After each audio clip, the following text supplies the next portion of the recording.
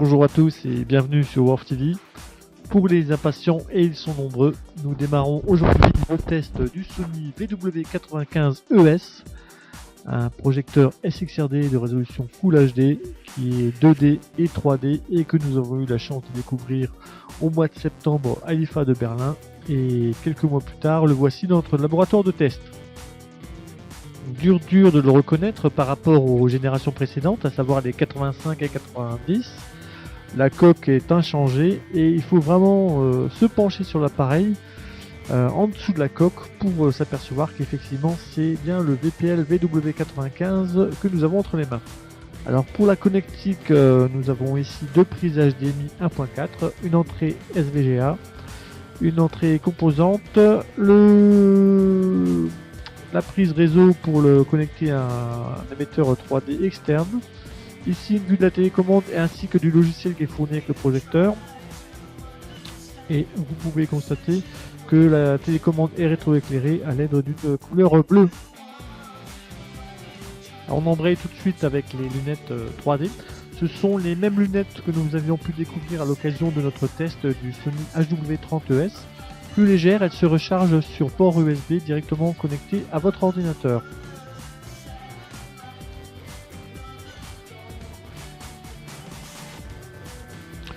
Alors ici une vue de l'amplitude du lens shift. Pourquoi cette précision? Tout simplement parce que nous avons constaté que depuis le 85, 90 et maintenant le 95, l'amplitude du lens shift est particulièrement importante vers le bas lorsque vous êtes en position table. La conception du projecteur l'oriente plutôt vers une installation plafond.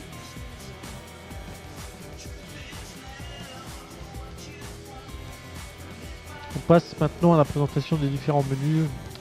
Alors ici à l'image, le menu le plus important pour la configuration de l'appareil, à savoir le menu image.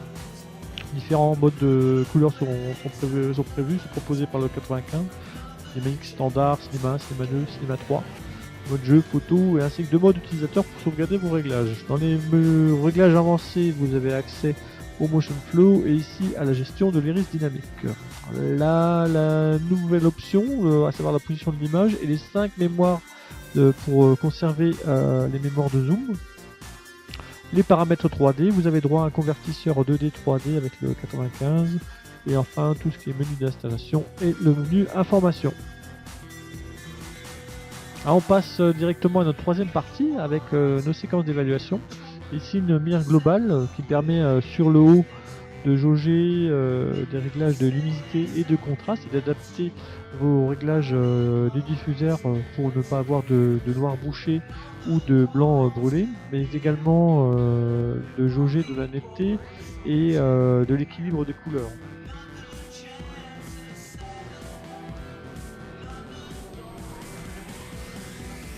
Toujours une mire haute définition de la firme allemande Bauroche.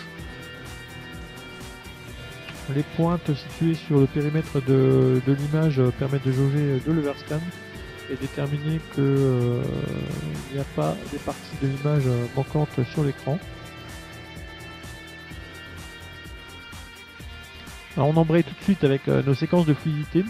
Ici en désactivant l'option Motion Flow, donc l'option d'interpolation de l'image, on constate que la pointe du pendulaire et les lignes droites sont déformées. Pour améliorer ce résultat, il convient d'activer l'option Motion Flow, que ce soit sur le mode bas ou sur le mode haut, et là on retrouve une pointe du pendulaire et des lignes bien droites. Nous en avons également profité pour tester l'insertion de trame. Alors ce que vous voyez à l'écran, c'est l'effet visuel produit par le dispositif d'insertion de trame, à savoir cette fluctuation de la luminosité, ce flickering qui est particulièrement désagréable. En revanche, notre constat d'uniformité et de recherche de shading est particulièrement probant. Le VW95 ne présente pas de dérive de couleur et encore moins de problème d'uniformité de répartition de la lumière sur les coins. On passe à notre séquence de netteté et ici un très bon résultat. On avait eu l'habitude d'un réglage des panneaux particulièrement bien géré sur le 90, et bien c'est encore le cas sur le 95 avec des lignes très droites et aucun écart de convergence constaté, ce qui permet d'avoir une image particulièrement nette. Ici notre séquence de recherche du bruit vidéo. Nous utilisons maintenant cette image du film Alien vs Predator 2 et sur ce fond orangé uni, aucune trace de bruit vidéo. On passe à la 3D avec la recherche du ghosting et là malheureusement vous pouvez le constater sur cette partie droite du canal gauche, la trace de ghosting résiduel, tout pareil pour le canal droit. Séquence calibration maintenant avec les meilleurs résultats en sortie de boîte qui sont obtenus avec le mode Cinéma 1 avec une température de couleur qui est positionnée à 6466K et à un delta E de 2,4. Le gamma est lui positionné à 2,21. Quelques écarts de luminance sont constatés. Nous sommes en sortie de boîte. Après calibration, nous arrivons à des résultats quasiment parfaits. Le diagramme CIE dans l'espace de couleur AGTV colle pile poil aux références.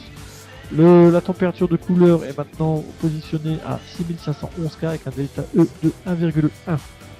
Le gamma lui a été corrigé et positionné à 2,22 et vous pouvez constater la luminance et les écarts sont tous inférieurs à 1,5%, des très bons résultats et un RCP efficace. On passe à des extraits de films avec tout d'abord cette séquence d'entrée que beaucoup de gens connaissent, que beaucoup d'aficionados du home cinéma utilisent pour jauger de la fluidité de l'appareil. Alors là, nous avons activé le motion flow sur son mode le plus haut et malgré tout, nous constatons encore quelques déformations sur les fenêtres de l'immeuble qui se trouve en bas à droite. En revanche, comparativement au HW30 où nous avions sur cette scène du macro bokeh par l'utilisation du RCP, là l'uniformité et le lissé de l'image restent sans aucun défaut. Le VW95 a un gros avantage, c'est de nous proposer des couleurs particulièrement bien gérées, des couleurs naturelles et même en absence de calibration, vous pourrez pleinement profiter de l'image délivrée par ce projecteur.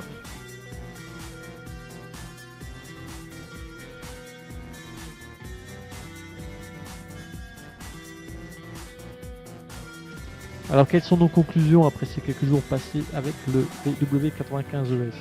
Elle confirme les très bonnes impressions que nous avions eues à Berlin à l'occasion du salon IFA 2011. Sony, le constructeur japonais, nous propose encore une fois un des meilleurs projecteurs 2D du marché, à l'image de ce qu'il nous avait proposé l'année dernière sur le VW90ES. Mais il en profite pour apporter quelques options supplémentaires comme la gestion de zoom, mais également un RCP enfin efficace, beaucoup plus efficace d'ailleurs et débarrassé des défauts du Sony HW30ES.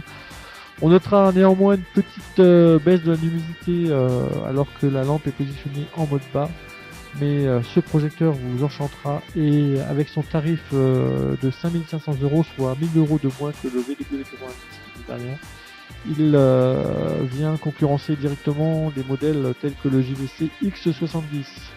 Donc voici pour notre test vidéo, notre nouvelle Worf TV concernant le VW95ES. Nous vous souhaitons une bonne soirée et un bon film et nous vous donnons rendez-vous sur notre canal dédié pour le prochain test du Panasonic PTA 5000.